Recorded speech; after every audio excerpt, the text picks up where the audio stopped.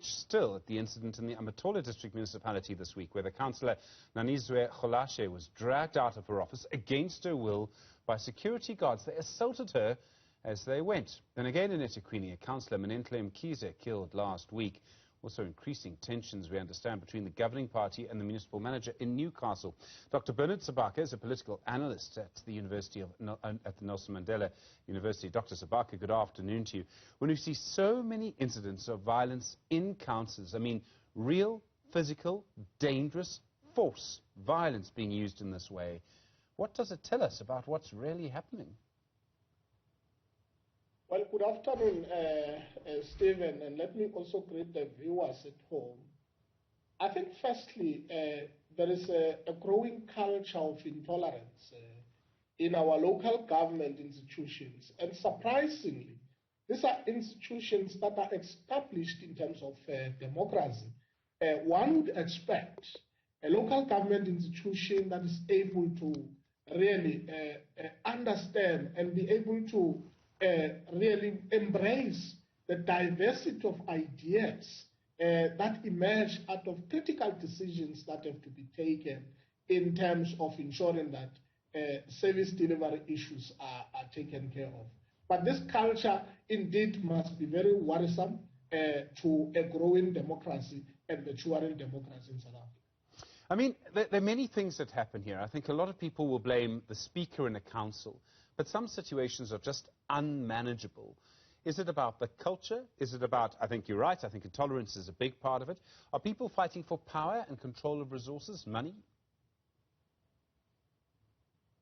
You know, Stephen, if a local government, a council has been constituted, there are two key issues that they are responsible to do. One is to ensure that there are decisions taken in terms of advancing service delivery. And those decisions are part of local governance, which at the end of the day, the interests that are at the crossroads with what is expected by local government become a major challenge, and which is exactly about power balance and about those resources in order to really persuade local government decision to favor a certain interest of the councillors. Over and above that, I think generally the differences or diversity of politics and also the internal politics of any party that rule any municipality, once they get into the space of governance, then that becomes a big problem where the intolerance is growing as we move along. Is it also, I mean, you talk about power balance. If there was one party that still had dominance, I mean, if we go back 10 years, if we go back 15 years, where the ANC was so dominant, had control of Joburg, Tshwane, Nelson Mandela Bay, very comfortably, it was only in the Western Cape and Cape Town that it didn't have power, then would this problem still be there? I mean, or would the problem just go away? Is it about the fact that what we're seeing is a much greater dynamic where no one political movement has political dominance in the country anymore? Apart from that, Stephen, even one political party that dominates can still have their own internal politics that are grounded and that continue to cause tussles in terms of governance in any municipality. So this is about internal power control. That's one. That's why I make also an emphasis that it will be about inter-party differences. So it's a new phenomenon that is engulfing our own politics. So we knew before the local elections, we knew what had happened in Nelson Mandela Bay. I mean, we all remember very clearly how Andile Lungisa, I think many people have seen the video, broke a glass jug on a councillor's head. He served some jail time as a result. We also knew that there would be a chance that that kind of politics, that kind of situation would happen in other councils. And so in Joburg, it happened. We saw big disruptions. We didn't see that kind of violence, but we certainly saw pushing and shoving in Joburg. If we can predict that this can happen, you would like to think that we can stop it. And yet, I think the speakers are powerless. I mean, it seems to me that sometimes political leaders encourage this. Am I wrong to say that? I think at the current analysis, I mean, if you look from the glance, this seems to be, an embedded culture. And I term it that there's a challenge of moral decay, there's a challenge of political decay.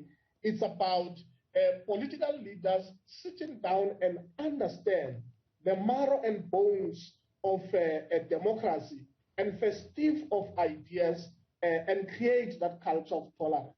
It's way beyond the speaker.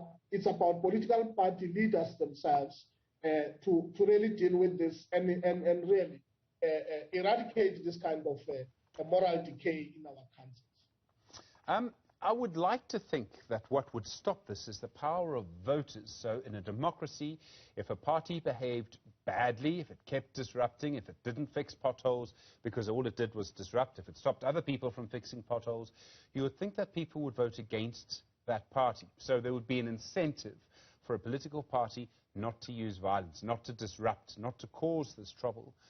Do you think that will actually happen, or do you think parties don't care, or do you think that that's just not how this is working out? As I indicated, I think the challenge is not only about political parties not being able to deliver to their mandate. It's about the embedded culture. I mean, if you pay attention to a municipality in Mpumalanga, for instance, which councillors are threatening to resign, this tells you directly that the ANC is in charge of that municipality, is Msukwalekwa, if for information, but there's still tussles and one party is dominating there, and that shows that this is beyond service delivery question. It is really about control of power in order to persuade decisions of the council to a particular direction. Are there solutions to end it? I mean, if we keep going like this, I mean, in ethekwini we are seeing such dangerous politics. In fact, you could argue in several places in KwaZulu-Natal we're seeing such dangerous politics. I mean, could we get all the political parties together? I don't know if that would work. Is there any way that we can end this? I think the first issue to deal with, Stephen, is about multi-party engagement about what is it that then becomes their role in order to really manage the situation that seem to be polarized at the current moment. So I think that is the first appetite. The second part is that the application of the rule of law, where there are these kind of behaviors that are really anti our democracy. What is it that the council is doing in order to decisively provide leadership to discipline such kind of members in order to make sure that really the decorum is restored at the end of the day. But on top of that, I think it's very important that an ongoing capacity of our local government councillors in order to understand what are the intricacies of democracy and also to deal with this issue of lust for power. And that is in the hands of politicians themselves to really have a turnaround strategy around these issues. So we have all of these things happening all at the same time. I also wonder if it would be like this if there were a stronger national prosecuting authority, if people commit acts of violence in a council chamber, or if they send a threat to someone, that's actually a criminal offence. If the police had the capacity to, and we were hearing from the policeman Sebake about what's happening in KwaZulu-Natal today, if the police actually arrested every single person who broke the law related to politics in KZN, if there were convictions for doing that, would that change things? Exactly. I think it's a rule of law that really, if it demonstrates that it has a hand that does not have eyes, that does not have what a person occupies in society. I can tell you, Stephen, that those who will then be able to want to behave in that particular manner will then be able to know that the law is doing its work to the utmost ability, and that can also be a confidence to build our institutions of democracy. Doctor, I really do appreciate the time. Thank you very much indeed. Dr. Bernard Sebake is a political analyst at Nelson Mandela University. It's an incredible series of stories that we're seeing coming out of local government.